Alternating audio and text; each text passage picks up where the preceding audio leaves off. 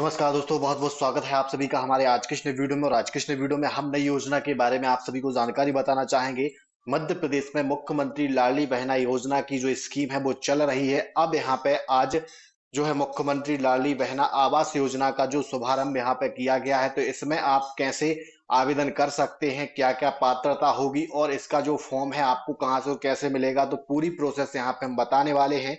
सबसे पहले आपको जानकारी दे दें, जो वेबसाइट है, वेबसाइट के माध्यम से आपको जानकारी बताना चाहेंगे। लाडली बहना आवास योजना के अंतर्गत जो पोर्टल है आज यहाँ पे चालू हुआ है, और इसके जो आवेदन है वो ऑफलाइन पंचायत में और जो जनपद है वहां पे आप जो है जमा कर सकते हैं। तो यहाँ पे कौन कौन से अभ्यर्थी इसमें पात्र होंगे, लास्ट डेट क्या है, पूरी इंफॉर्मेशन आपको बताना चाहेंगे। सबसे पहले आपको बता दें, इसका जो फॉर्म का पीडीएफ है यहाँ पे आप देख सकते हैं, ये फॉर्म का पीडीएफ है। इसे आपको प्रिंट निकालना है, इसे भरना है और इसमें कुछ डॉक्यूमेंट्स आपको लगाने हैं और साथ में आपको इसे जमा कर देना है। तो ये जो जमा करेंगे आप पंचायत में आप जमा करेंगे, आपका जो ग्राम पंचायत होगा या फिर जो जनपद पंचायत होगा, तो वहां पे आपको जमा करना है, तब जाकर आपको इस योजना का लाभ मिलेगा।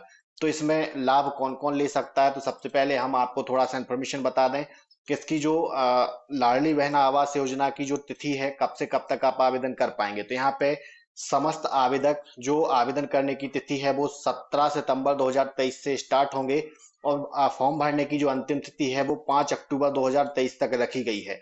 और इसका जो लाभ है 5 अक्टूबर 2023 के बाद लिस्ट जारी होगी, उसके बाद आपका अगर लिस्ट में नाम आता है तो फिर आपको योजना का लाभ मिलेगा। और इसकी जो मुख्य वेबसाइट है वहां पर भी इसकी जो स्कीम है वो शो होने लगेगी। अभी यहाँ पे जो मुख्य वेबसाइट है उस पर जो है इसकी स्कीम शो नहीं हो रही है। और इसके बाद इसमें कौन कौन पात्र होगा, तो यहाँ पे आपको बता दें। सबसे पहले यहाँ पे आप पात्रता की जो स्कीमें हैं वो देख सकते हैं। आपका जो मासिक आय है वो 12,000 से अधिक नहीं होना चाहिए। आपके परिवार के पास 4 पहिया वाहन नहीं होना चाहिए। और इसमें आपके परिवार में कोई शासकीय सेवा में आयकर दाता ना हो या कोई शासकीय सेवा में ना हो, और सिंचित भूमि 2.5 एकड़ और असिंचित भूमि 5 एकड़ से अधिक ना हो। तो ये सभी पात्र हैं। और इसके साथ साथ आपको बता दें, जिन आवेदकों के सत्र 2011 में आवास प्लस की सूची में नाम शामिल नहीं हो पाए थे या फिर नाम शामिल हुए थे और वो किसी कारणवश रिजेक्ट हो गए थे, तो वो यहाँ पे इसका लाभ ले पाएंगे। तो समस्त आवेदक यहाँ पे अपना फॉर्म सबमिट करें जिन्होंने लाडली बहना योजना के अंतर्गत, स्कीम के अंतर्गत उन्हें लाभ दिया जा रहा है। उनका फॉर्म यहाँ पे फिल हुआ था और कुछ कुछ किस्तें यहाँ पे डल चुकी हैं, तो वो यहाँ पे अपना ऑनलाइन आवेदन सॉरी ऑफलाइन आवेदन करें, पंचायत में आवेदन जमा करें, आपको जो है इस योजना का लाभ हो सकता है मिल जाए। तो यहाँ पे ये स्कीम है, लेकिन सभी को इसमें लाभ नहीं मिलेगा, क्योंकि इसकी जो पात्रता है, जो शर्तें हैं वो थोड़ी टफ हैं। और यहाँ पे लगभग 1000 में से 100 परिवार ऐसे होंगे जिनको इस योजना का लाभ मिल पाएगा। तो यहाँ पे इसका आप स्क्रीनशॉट भी ले सकते हैं और जानकारी भी देख सकते हैं। ये जो है मुख्य पात्रता की शर्तें हैं। सबसे पहले यहाँ पे आपको एक बार और बता दें, स्वयं का पक्का मकान ना हो तब आप योजना के लाभ ले सकते हैं। आपके पास कच्चा मकान हो तो आप इसमें लाभ ले पाएंगे। इसके बाद 4 पहिया वाहन के मालिक ना हो, यानी कोई महिला है उसके नाम पे जो है 4 व्हीलर रजिस्टर्ड ना हो, और परिवार के किसी भी सदस्य के पास जो है शासकीय सेवा ना हो।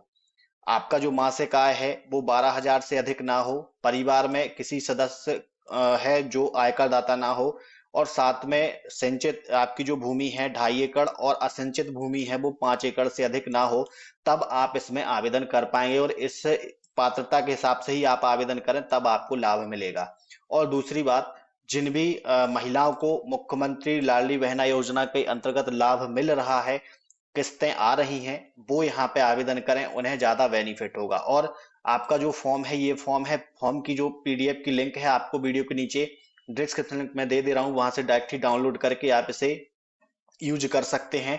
आपको क्या करना है, यहाँ पे आपको ग्राम पंचायत का नाम लिखना है, जिस ग्राम पंचायत से आप निवासी हैं, जनपद पंचायत, जिला और मध्य प्रदेश यहाँ पे लिखा हुआ है तो जिला लिखना है। आवेदक हितग्राही का नाम लिखना है, उनका पता लिखना है, यहाँ पे उनकी आयु लिखनी है। आपकी जो आयु है 21 वर्ष से 60 वर्ष के बीच में होना चाहिए। फिर उनके पिता या पति का नाम लिखना है, यहाँ पे जाति लिखना है, यहाँ पे वर्ग में आप SC ST OBC जो भी हैं, जर्नल हैं, वो लिख सकते हैं। इसके बाद यहाँ पे आपका लिंग में जो है फीमेल आएगा, यानी महिला है तो महिला लिखें। यहाँ पे पारिवारिक की जो वार्षिक आय है वो आपकी जो वार्षिक आय है वो 2.5 लाख से अधिक ना हो। तो यहाँ पे आपकी जो पारिवारिक आय है जिसमें आप 40,000, 50,000, 80,000, 1 लाख लिख सकते हैं, जो भी आपके पास आय प्रमाण पत्र हो। इसके बाद यहाँ पे आपसे पूछा है कि आपके पास पहले आवास में लाभ प्राप्त हुआ है। अगर पहले लाभ प्राप्त हुआ है तो यहाँ पे आपको इसमें जो है लाभ नहीं मिलेगा। तो यहाँ पे अगर आपको पहले आवास प्राप्त नहीं हुआ है तो यहाँ पे आपको लाभ मिलेगा और आप यहाँ पे नहीं लिख सकते हैं।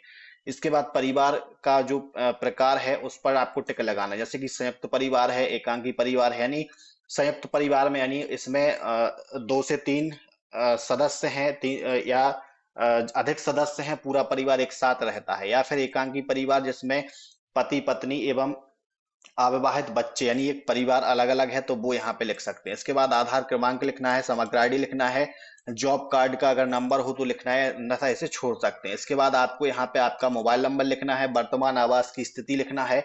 वर्तमान आवास की स्थिति में अगर आपके पास रूम बिल्कुल भी रहने के लिए नहीं है, आप किराए के मकान में रहते हैं, तो यहाँ पे शून्य रूम लिखें। अगर एक मकान है तो एक कच्चा रूम मकान लिखें, 2 कच्चा रूम, जो भी है वो आप लिख सकते हैं। इसके बाद परिवार में जो मुख्यमंत्री लाडली बहना योजना का अंतर्गत आपको लाभ मिल रहा है उसका जो पंजीयन क्रमांक है वो आपको यहाँ पे लगाना है। और साथ ही आपको बता दें, ये फॉर्म आप जब जमा करते हैं तो आप लाडली बहना योजना के अंतर्गत जो आपका सर्टिफिकेट है वो आप प्रिंट कर लें और वो आप इसमें लगाएं, और साथ में आधार कार्ड, समग्र आईडी और बैंक पासबुक भी आप यहाँ पे ऐड करें। फिर आप ये फॉर्म जमा करेंगे। यहाँ पे घोषणा पत्र है, यहाँ पे आपको क्या करना है, नीचे आवेदक के हस्ताक्षर होंगे, आवेदक का पूरा नाम लिखना है। फिर यहाँ पे ये जो एक्सेल सीट है ये पंचायत कार्य के लिए है। यहाँ पे सचिव आपको ये पावती देंगे। ये पावती आप आवेदन की जो पावती है आवश्यक रूप से ले लें। ये आपको जानकारी भरनी है। यहाँ पे आपका आपका जो आवेदन लेंगे, जैसे कि सचिव या ग्राम रोजगार सहायक सचिव लेंगे, या जनपद पंचायत में जो भी अधिकारी आपका ये फॉर्म सबमिट करेंगे उनसे सिग्नेचर कराने के बाद ये रसीद आप रख लें, आगे चल के आपको काम आएगी। और यहाँ पे लाडली बहना का जो आपका जो पंजीयन पत्र है या जो सर्टिफिकेट है वो कहाँ से आप डाउनलोड कर पाएंगे, तो यहाँ पे जो वेबसाइट है, वेबसाइट पर जाकर जो है आप इसका जो लाभ प्रिंट निकाल सकते हैं, लाभ ले सकते हैं। यानी आपको आवेदन एवं भुगतान की स्थिति पर जाकर जो है आपका आईडी को लॉगिन करना है। लॉगिन करने के बाद आप अपना प्रिंट निकाल पाएंगे।